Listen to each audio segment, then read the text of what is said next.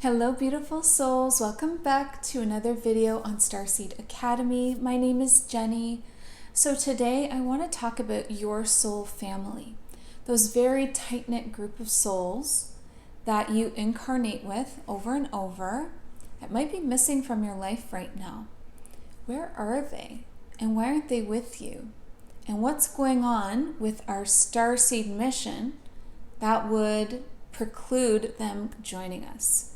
So before I dive into this information that's been coming through about our soul families, I just want to remind you to please like this video, share it, and make sure that you are subscribed. Just click subscribe right now if you're not, because you'll get brand new videos every Sunday, Monday, Wednesday, all about Starseeds, Lightworkers, spirituality, and Earth.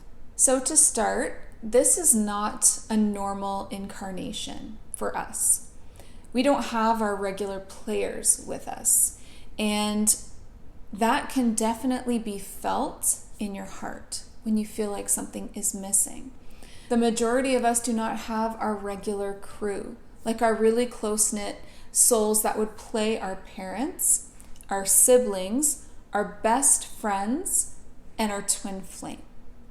So those particular people are missing from the equation. And who we have here with us are still from our soul group, but more distant connections. So our soul group can be quite large. And like I said, we have that more tight-knit group that play those really close people with us because we all resonate really hard together. But that's not the case right now. So you're working with a crew that you're not used to working with. And a lot of us have been feeling this way for a long time. So do you feel like you were dropped off in a family that is not your own? Like, it's pretty obvious that those are not your parents, your brothers and sisters. Does anyone else feel that way and felt that way right from the beginning, right from the get-go? Because it's definitely something that you can feel. It's probably the way that maybe somebody who was adopted would feel. Like they're just not quite the same and they don't fit in the same way. And that those, people around them are strangers, almost foreign to them. And as you grow and get older and become interested in different things and your personality starts to come through, it only gets more and more obvious that that's the case. And even outside of that direct family unit, do you feel isolated and alone in this world? Like you're missing someone that's usually there, like a best friend, or even your twin flame, or maybe both, or even more souls that you would normally incarnate with? Do you feel those missing places in your life and feel that sense of isolation from the rest of humanity and the rest of the people? If you feel alone, isolated, like a stranger in your own life, or like you're missing something, you are not alone. You are not alone in those feelings. So many of us starseed souls are feeling that way. And the older we get, the more that realization seems to sink in. So why would that be? Why wouldn't we have our regular crew with us while we were here, especially here? Well, there's a couple of reasons. So the first reason being that it was very important to us and for us that we would awaken in this lifetime. And most people awaken through hardship. It's one of the most effective ways to wake up a soul. So being with strangers in your life, especially as a child and growing up, all of that would kind of shake you up and wake you up to the fact that you're different. Just enough to get you asking questions. Why am I so different? Why am I interested in this? And you likely felt that way at school as well, around the other kids. Definitely like a one of a kind. And just really struggled to connect with people on the deep level that you are used to connecting on. I always say I hate small talk because I guess it's okay for like the first few minutes, but it drives me crazy. I don't want to talk about like socially appropriate things. I want to know, like, what are you working on? Like, what are your challenges in life right now? How is your soul doing? Like, really deep stuff. And as a kid, that's how I was. I was very deep. And I wanted to talk about weird and complicated things. And so I found myself really just in books, living in books, reading all the time. I used to write, and I used to live with my imagination, creating these worlds. So if you're feeling like, not only as a child, but even still, it's really hard for you to connect with others. It's like the feeling like you're playing a role. You feel fake when you're in a social situation, and then you come home and you can be yourself, right? Where you have to put on some kind of like character to be interested in what other people are interested in. And all the while you're not. It's not what you want to talk about. You don't care. You're not trying to be rude, but you just don't care. That's not what drives you. It's not what lights you up. And then you find those odd individuals who are like really passionate and really into living their lives and really into finding their truths. And it's like a light bulb goes off for you. It's so special. So waking up through hardship and loneliness and isolation is a strategy. It's a strategy that we've chosen to use. There's nobody to blame. It's a choice, but it's difficult. It's really difficult.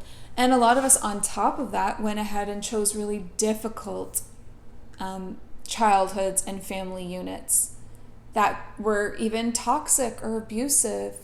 And as we've grown, we've probably like distanced ourselves from that as much as possible in realizing that it's not good for you. It's just not healthy. They don't feel like your real family anyway, so it's not, it's not something that you're clinging to at this point, or hopefully you're not.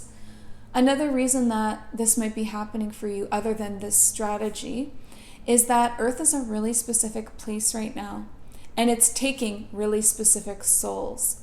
There's actually a lineup on Earth for people to come here, and most of them are volunteers, and I know that sounds crazy, but you probably were too. And we're excited to come, nervous, all of those feelings. It's a big deal to be on Earth right now during an evolution of consciousness. It's ripe energy for transformation. And so it's really like powerful, potent energy that we can use to our advantage to help us to heal and transform more than any other incarnation that we've been a part of, as well as help humanity itself usher in this new age of spiritual and conscious evolution. Because there is so much evolution happening on an individual level, on the collective consciousness, and on the planet itself. It's so huge. So very specific souls, there are places for those specific souls. And that means that you fit into what was needed here. What was needed here were souls that were leaders. Leaders, determined souls, the kinds of souls that get knocked down and get right back up again. The kinds of souls that can forgive in an instant and move forward and are constantly evolving themselves. So if you've seen yourself go through like evolution after evolution, and sometimes you look back at pictures of yourself as like a teenager or a kid and think, who was that? What was I thinking? It's because you're just on this constant cycle of evolving. And think about 5 years ago, who you were. It's not who you are now, is it? That's not normal for everyone. That's pretty rare and special. Think about who you were 2 years ago, 1 year ago. You see how much you're changing? You are so with this evolutionary process. You've thrown yourself into it and are going as far as it's willing to take you. And that is so important for Earth right now, to have those kinds of leadership souls. And we're also tough. We're tough as nails. The kinds of things and traumas that we've been through, and we just keep healing, and we just keep forgiving, and we just keep coming back for more. That's a beautiful, rare warrior spirit. And those earth spots were reserved for those kinds of volunteers. So that doesn't mean that your soul group or your soul family, your regular crew, your close-knit, weren't those kinds of souls exactly, but there was something about you specifically that earth really needed. Like you were called here, you felt it. You felt the call deep within you, and you wanted to help, and you volunteered. And so you came into a space that had limited spots available and particular qualities and soul signatures that were needed. And so many of us, not all of us, but the majority of us are feeling pretty alone and pretty isolated. And starseed loneliness is a very real thing, and I know we've talked about it before, and it certainly doesn't help that we're so spread out around the globe. So starseeds are spread out around the globe so that we can be evenly spaced to affect as much of that planetary grid and collective consciousness as possible with our growth, our frequency of growth, determination, these high vibrations of healing and forgiveness and evolution. So we're spread out, and then we also don't have a regular crew with us, and your family feels like a bunch of strangers, and you don't know if it's you, and you're just the weird odd one out, and you don't understand why humans are the way that they are, and you don't necessarily even feel human a lot of the time. You just feel like this odd being, cosmic galactic being, down here in this crazy weird world. And this is certainly not how you would run a planet. And you've got all kinds of ideas of how to do things better, but here you are. So I've learned a lot of this from doing your readings. When I'm seeing your best friends and closest family members either hanging out on Pleiades, waiting for you, or as a part of your team, your spirit team. A lot of the times your twin flames are on your spirit team as your guides, and your family is there on your team. Or they're in other realms and dimensions, still being members on your team, but also having incarnations where they're going back and forth between the two, having their own experiences and doing some growth that is needed while still being really available to you and knowing how important it is that you have access to them at this time. But in looking into your readings and at the energy around you, it's like distant. There's a big distance between who you are and who you've surrounded yourself with, and then like your true family, best friends, and partners. So after seeing this in reading after reading after reading, and knowing before even that this is my experience as well, that my closest friends and family, my best friends, all of that are not here on Earth, I had to make a video about it because I know that so many of you are going to be feeling this. So some of my personal experiences that you're probably going to be able to relate to are definitely the feeling that I was dropped off in a family that wasn't mine. All of the things that I've been saying, I relate to really strongly. And then my family, as if you watch the My Life on Orion Part 3, that video, then you'll know that my family is currently a part of my team, so definitely a part of my team and councils, and they are also serving on the Orion Council of Light. My father, my mother, my brother, all serving on the Orion Council of Light. So a part of the time they're at the Galactic Federation headquarters, and a part of the time they are in the Orion constellation as ambassadors and working to smooth things over, because that is their heart's desire. That is their sole purpose. That is where they need to be. That is where they feel they're the most needed right now. And then here I go taking like a mission on Earth, which is crazy. And I'm glad that I did. I miss them terribly, but I know that this is important to my soul. And they are so supportive of that and proud of me for doing that. And I'm proud of the work that they're doing with Orion. And I definitely, will be able to continue on with that in future lifetimes if I want to, but this felt important to me now. You know why, again, if you're following like the saga of my Orion experience, you know why this is so important to me on Earth right now. And helping people to find their power, empower themselves to understand that they are creators and that they can create a different world than what is currently happening right now. And so the way to help, in my opinion, the way to help Earth and the way to help humanity is to empower them with the knowledge that they can help themselves. Because you can't overstep someone's free will and start creating for them. Yet here they are, these beautiful creators, not intentionally creating, not realizing that that is a gift that they have. And just allowing the chips to fall where they may and creating like a really chaotic world. But it's all meant to be like everything is adding up to people realizing these things. The more that their rights are stripped away and the worse things get, as they definitely are heading in that direction, then the more people wake up, right? So all you can do is love them and teach. And hope that the people that are meant to find the information will find you. And if they're looking, they will find you, right? So always be talking about the knowledge that you have. Be sharing, don't keep it to yourself. If you're a starseed here on Earth, it's really important that you speak from the heart as often as possible. And this isn't about, you need to wake people up. That's like preaching to people. Nobody wants that. Nobody wants anything shoved in their face or down their throats. You just be you as an example of your highest expression and love people.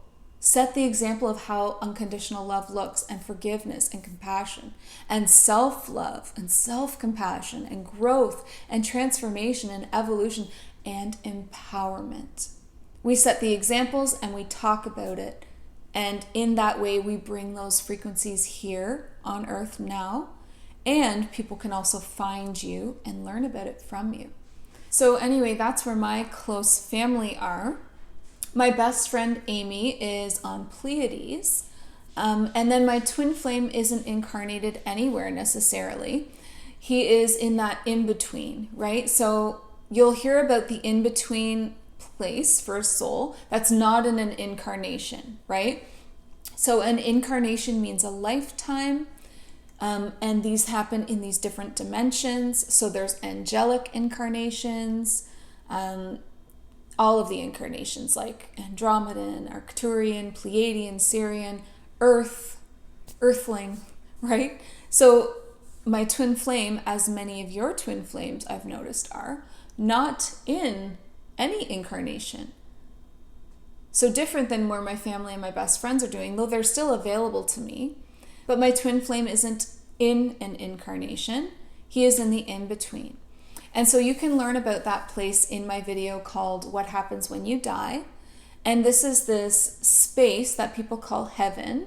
You can call it whatever you want to call it, where souls go to, when they're in between lives, to have their life review, do the healing needed, get together with their teams and their councils. So when I connect with my twin flame and I have these conversations, I've asked specifics, like, where are you right now? Like, where are you in a lifetime? What dimension are you on? Like, I want to picture you wherever you're at. And he wasn't anywhere.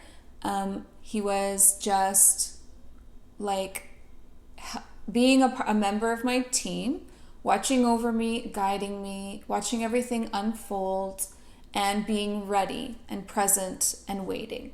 which is lovely and very comforting to understand that that person will be right there when this lifetime ends. I won't have to like go looking for them or wait for them in any way. So this is something that you can do. This is like connecting with your team will lead you to all of this information. And we've talked in a lot of different videos about how to communicate with your team. There's actually a video called How to Communicate with Your Guides. And then there's a video, more recent video, about unlocking your psychic gifts, which is all about that communication as well. And, you know, the most important thing is really just making the time for it, because you're a natural as a starseed soul. You are a natural at communicating with your team. I don't need to tell you how to do it, but you do need to actually make time to do it. Understand what a priority this is. They're on your team for a reason, to help you, guide you, bring you comfort, bring you healing. There's so much that they have to offer, but if you never connect with them or reach out, then you won't be receiving these gifts. And it's also really amazing and comforting to find your home. Like finding my parents, my Orion parents again, and my brother, it feels like home to me. It feels right. It feels like nothing has felt on earth, and like I recognize it, and it's a great comfort to me. So I would definitely recommend, if you're feeling all of these ways, disconnected, alone, like something is missing, like a stranger in your own life, make those connections. You are not alone. They are right there. And if you just make an effort, then you will be able to feel that comfort and feel that love from them. Honestly, connecting with them will save you, as it has saved me in so many ways. It means so much to me and has helped me through the darkest, most difficult times. And now in like the beautiful, most wonderful times, I just want to share it with them. I want to share everything with them. So you'll start thinking of them as like your go-to people to talk to and connect with. It doesn't matter that they're not physically incarnated. It doesn't make it less real or important. They're right there for you. So I just really wanted to share all of this, because I really feel and know from meeting so many of you now that this is a real issue that we're all facing, and that you're not alone in feeling that way. Like I feel that way. So trust me, so many of the people in this community are feeling this way. And then you're also not alone, because they didn't go anywhere. Your family, your best friends, your twin flame, all of that, they are still there, just a couple of dimensions above maybe where you are, or even just one when it comes to Pleiades. Like they're not far at all. So make an effort, talk with them, meditate with them, walk with them and talk with them, heal with them, learn with them. Make them such a big part of your experience here. And it will enrich the Earth experience as well. It will help you to feel happier and more invested in Earth, because you know it's okay. I'm not desperately trying to figure out where I fit. It's okay to not fit anywhere, but my team's right here for when I need them. And other than that, I'm going to be brave, and I'm going to go about this mission that I chose, and I'm going to make it happen, right? So I'm really looking forward to hearing from you all about this. How do you feel? I'm sure that you feel the same way that I do. I don't even need to ask that, but I still want to hear about it. And how have you been connecting with your team? Have you found your family, or your best friend, or your twin flame? And how has that enriched your life? And if you're looking for help with any of this, please check out the services that I offer in the description box, because there is so much that I can help you with. Whether that be, getting a reading or a one-on-one session with me, I'm here for you. This is what I do. And I'm very well-versed in the feelings that you're feeling and in the ways to create that connection again. So anyway, I love you all. Thank you so much for joining me. And before you go, I want to remind you, listen to your heart. and the quiet voice within. Because you are so much more than the body you are in. Thank you so much. Have a beautiful day. Bye.